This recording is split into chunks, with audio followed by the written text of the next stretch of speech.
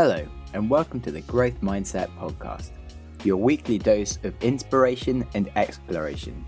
Join me, your host, Sam Harris, as I discover how mindset can help you do incredible things through my conversations with the world's most interesting people, from tech billionaires to leading scientists, best-selling authors to notorious hackers.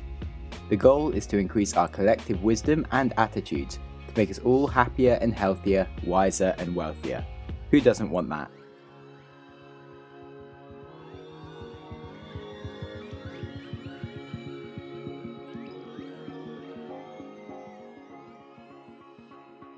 Welcome to the second episode on resolutions. This is really just a short episode with some of my top tips on how to be healthy and keep that kind of fun, and then a nice inspirational speech to get us all fired up. So nothing too long. If you don't want to hear it, then don't listen, you can skip to the next episode. If you're already pretty fit and healthy and don't need a bit of basic gym advice and health advice and things, then skip the first 10 minutes. And if you don't like Arnold Schwarzenegger, just skip the whole episode. You can join us next week to hear from Matt Ward, who is a bit of a master on setting goals and achieving your ambitions, to carry on the theme. So he set the goal of starting an Amazon business and selling it for $1 million in just 1 year, which he totally did. And now he runs an investment syndicate and is fueling the growth of biotech, science, and just future-based startups that are creating a better future. And he's only 27. And has some crazy ambitious goals for what he's going to do next. I return to interviewing to glean some amazing advice from such an inspirational character. So, if you are still listening, I guess you're totally into hearing some health and fitness tips. So firstly, eating healthily. Doesn't matter how much you work out in the gym, if you don't eat healthily, you're still going to be doing pretty crap. The calories in, calories out model does exist, and also the quality of your calories does have a big effect. I've tried most diets and general hacks around food, mostly just for fun and interest, to see what happens to your body and see what works and what's best as natural lifestyle. Because the diet in itself is generally destined to fail if you only do it temporarily. And really, my biggest take-homes are that just eating more fruit and vegetables leaves less room for junk in your diet when you have lots of good nutrition in there. And ideally, you want to have 5 fruit and veg a day, as they say. But if you want to try and be really healthy, then try and aim for 8 fruit and veg a day, all of a different colour. And it's just like a fun thing to actually make sure that you're doing, and makes you cook more adventurously, and is just a really healthy way to live. And then of course, eat more whole grains and less starchy carbs, unless you're doing a buttload of exercise. When you're first trying to get healthier, keeping a food diary just really helps. There are a lot of apps that do this, but for me, a piece of paper works fine and I prefer it. And it just really exposes the compound effects of every little piece of food that you eat but don't really realize you're eating. The brain is ridiculously good at lying to itself about how good it is. So in the same way that we all think we're awesome drivers, when statistically we can't all be in the top 10% of drivers. So when it comes to eating, we all kind of quickly forget that we had maybe that extra chocolate or a fruit juice or a coffee or a beer. And just these little things just all add up to the total amount of food that you actually had that day, even though you thought, hey, I only had these 3 meals, they were kind of healthy. So just having a food diary really, really makes it much easier to control. And I don't really care how good you think you are at eating, it's just really interesting to see what actually happens compared to what you think happens. And you don't have to do it forever, but I would say if you haven't done it, just try doing it for at least a day, just to see. No harm done. And you just understand exactly what you're doing right and wrong and work out where your weak points are. So for me, I basically just can't stop eating once I've had lunch. So if I'm in my house, the best thing to do is just go somewhere that isn't my house, so I can't access the fridge or any of the food that's around, and then life's a lot easier, really. The other way to avoid temptations are just don't buy things that tempt you. So if there is nothing in your house or in your backpack that you're prone to eating, like chocolate or ice cream, then you can't mess up and eat it. Or just don't work near your fridge, like I said. Using smaller portions by limiting the size of your plate is a good way to prevent yourself from overeating.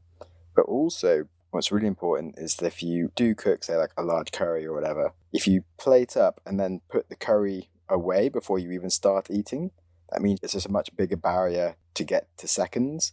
Whereas if you just leave it on the table right next to you, it's just natural to just carry on eating more once you finished your first plate. So if you're trying to lose weight, it's pretty much you're just really stacking it against your likelihood of success if you just leave all the food out there in front of you when you're trying to not eat too much.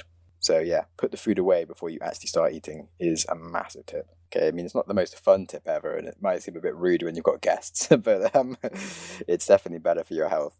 So, on to sport. I did do an episode last year with a cool guy who was doing these 20-minute workouts, and I still need this invention to get to London. But until that happens, sad thing is you do need to do more than 20 minutes workout once a week to be fit. And if you're not into sport, then there's a problem. Luckily, I'm super into sport, and every day I just enjoy working out a lot. And that's nice for me, but sometimes you do have low energy and you're unmotivated. So regardless, I think there's some good things that are useful for everyone. So firstly, just try different things. So some people really love listening to music whilst they exercise, whilst other people like podcasts that distract them or audiobooks. And some people just love sweet silence, which is nice for them. So some people would prefer to go outdoors, be biking or running, and just get much more pleasure from doing that, whilst others love like a calculated gym workout and routines. So certainly setting a routine can help you stick to the goals, but just try the different things and see what you actually enjoy more. Because if you haven't done much exercise, if you just go for one run outside and you didn't like that, it's not saying that you might not like something else. So don't give up after just trying one type of thing, because there's a lot of different things you could do. Also, if you're starting the gym, try having a gym buddy, just because it's a bit more motivating to make you go and hang out with someone else and just commit to actually achieving your goals. Another way to commit is to buy classes for something like CrossFit. Is a really good way to just get really motivated to push yourself a bit beyond your limits, and rather than just turning up and like working out slowly for half an hour, you really go a lot harder, and because there's other people around, and it's quite cool. So if trying all these different things still doesn't work, the one thing that I found really works for even when I'm just super motivated and tired or just don't feel like it, is that I just put like a TV episode on my tablet, then I can just sit on the bicycle or go for a walk on the running machine or on the cross-trainery thing. Yes, that is the technical term for it. If I get a bit more motivation after I've started, I can go harder, or if not, I just sit and do a really lazy hour-long workout with a nice piece of TV the whole time, and my brain is kind of in another world and it's really easy. Yeah, that way you definitely do get your exercise in for the day, even if it's not super hard. Usually after 10 minutes, I do get some motivation and I do it pretty hard, but if not, it's still not the end of the world. And certainly if you're just starting out, it's a great way to just start getting your heart rate up and doing some exercise. And it's just ticking something else off your box of things to do if you watch TV anyway. I don't watch a lot of TV, but there's a lot of sciencey cool stuff that I would like to catch up on. Or, I haven't watched Game of Thrones yet. That's something else to catch up on. So there's lots of things I could be watching. There's certainly lots of great content out there. So it's a nice way to actually tick off that box. If you've got a Netflix account, there's pretty much unlimited TV you could be watching. So you can kind of catch up on things and get a workout without trying too hard or feeling stressed about the whole thing. So whether you want to watch Love Island or the coolest innovations in biotech, you just get to watch what interests you and the exercise just sort of happens. And I just found it a real good life hack for getting it done. I think for all your goals, a really great tool is that when you're feeling like you want to give in, just to remember the law of compounding. And this basically means that short-term timescales difficult to really perceive, and they feel annoying, results aren't instant, but the pain that you're feeling is. So sure, at lunchtime, maybe the burger and fries option looks great instead of having the salad option. But at the end of the day, your body is also not noticeably any different. And so it's hard to really motivate yourself to have the salad that day. But imagine what the effect will be in the long term if you have a burger every day versus if you have the salad. In 10 years' time, you'll be a healthy mofo if you have a salad every day. If you can think of yourself in the future as that healthy person that's been eating salad their whole life, it's easier to go and now eat a salad today. If you think of the damage of being a burger eater for the next 10 years and what that will do to you, and you don't want to vision yourself as this unhealthy person whose body hates them, it starts to become a bit easier to make the right decisions. Because you can't really feel the short-term benefits of what you're doing. You need to remember the long-term benefits that you're getting so that you have something to feel good about. And now that I'm finished on my tips, we shall transition into some solid advice from Arnold Schwarzenegger about vision and motivation, which he used to help steer control of changing his own body. And it's just a really cool story that fits really nicely with this episode, and it's freely available, so why not? The most important thing is that you have a vision, that you have a goal. Because without that vision and without that goal, again, you're drifting around and you're never going to end up anywhere. People don't become successful just by accident. Maybe the guy that found gold in California and started the gold rush, but don't count on that. That's the one in a lifetime kind of a situation. So you got to really have a specific goal. And to me, to have that vision that I want to be Mr. Universe, that I want to be the greatest bodybuilder of all time, that was a great vision, and that specifically to look like Reg Park and to be up there on that stage and to lift the trophy overhead and to win the championship over and over and over again. So that was a great goal. You have to have a goal. Now, it doesn't have to be that specific goal, but it has to have some goal. This is why I always recommend to people, sit down, take your time, and start thinking about, why do you want to work out? What is your goal? And it can be as crazy as it is. It could be, I want to impress girls. If that's your goal, so be it, but it motivates you. It could be that you're emulating a certain, bodybuilder or a certain football player, a certain boxer, whatever it is. Have those pictures put all over the wall like I did when I was a kid. I put pictures of Reg Park and of Sonny Liston, of boxers and of Ali and of powerlifters and weightlifters all over my bedroom, wall. So that every day when I go to sleep, every day when I wake up, I look at those pictures and they motivate me. You need that motivation, and then therefore you have this kind of imprint in front of you all the time, and you know exactly what you're chasing. And this is why I always smiled when I was in the gym. People always came up to me and says, why are you smiling? You're working out 5 hours a day. You're doing the same as the other guys, but the other guys have a sour face. They're pissed off that they have to do another rep or another set or something. I looked forward to another 1,000 reps of sit-ups. I looked forward to another 500 pounds of leg press or squat. I looked forward to doing more and more curls until my arms fall off. Why? Because I knew that every rep that I did and every set that I did and more weights that I lifted, I get one step closer to turning that vision into reality. So I was turned on by that. I was excited. I couldn't wait to get to the gym. One of the things of, creating urgency, it can go, one way or the other. Because I remember that when I weighed 245 pounds, and Bob Rafelson, the director of Stay Hungry, said to me that I'm interested in having you come in for a reading and work on your acting and all this, because I'm interested in having you in a movie to star with Jeff Bridges and with Sally Fields. I was delighted about that, and I was excited, and I started pumping up more and more. And then he said, but I don't want you to weigh more than 210 pounds.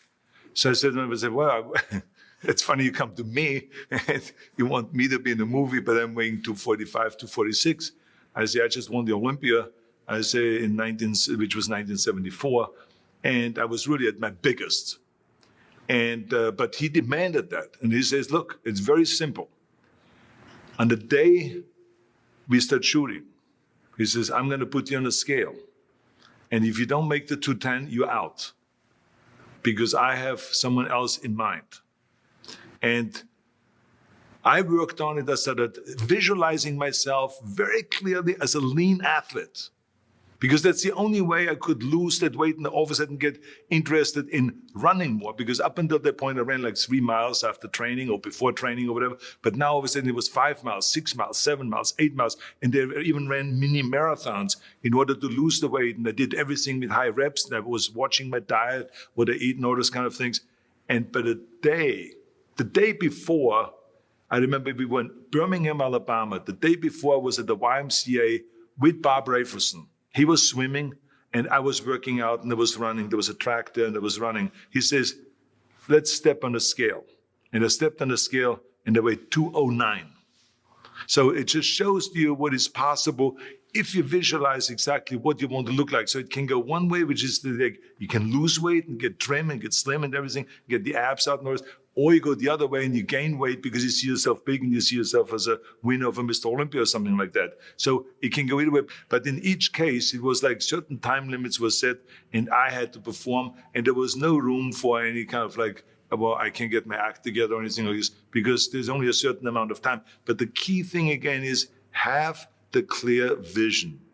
Have the specific goal of what you want to accomplish, because then you never go to the gym and you say, today I feel down a little bit. I don't know what it is all about. I don't know my life. I'm confused. No. I tell you that I was a perfect example of someone that was not confident at all. I mean, when I was a kid, I was just like any other kid. I had my hang-ups and problems and all this. But when I joined the weightlifting club and I won my first little trophy because I did the best clean and jerk, and then we went to another meet and I won another little trophy, I started feeling like somebody. So, and of course, not everyone is going to have this kind of a situation, but the bottom line is everyone can use the same method, because I used it in politics, I used it in making money, I used it in everything that I've done in the movie business. When you have one little victory, little victories add up, and that is what gives you then ultimately confidence. Well, for me, the most important thing always is to have a deadline. So when I, for instance, had a competition, and let's say the competition was in the middle of September, and it was now beginning of summer, so there was no more time to screw around. So there was the time now to get going on a diet, to get going with the training, to not slack off at all, because there was a deadline there. The day of the competition, I had to be in the best shape possible.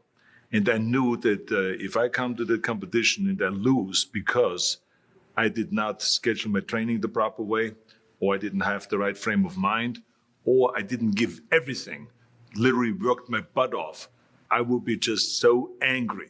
So I never wanted to be in that situation. So this is why it was very important to pick that time and to say, this is when I have to be in top shape, then I work towards that. But it's not just with the competition. I mean, it's the same in the movie business. I mean, to me, it was always a big advantage when I said, okay, my movie starts on April 1, and I have now 3 months, so I have to get really in great shape. So you pick those times. It could also be that you have no movie and you have no Mr. Olympia or no Mr. America, no Mr. Universe coming up or any of those things. But you say to yourself, the summer starts in June. I'm going to go to the beach in June. And at that time, I want to be in great shape. So that creates an urgency that makes you really start training hard and taking it seriously. Because if you don't have a specific plan, then you wander around. I mean, you can have, as I've told you many times, the best ship or the best plane in the world. But if you don't have a specific goal where you want to go and when you want to get there, you just drift around and you never get anywhere. So this is why it is so important to create that urgency and have a specific time when you want to be in shape.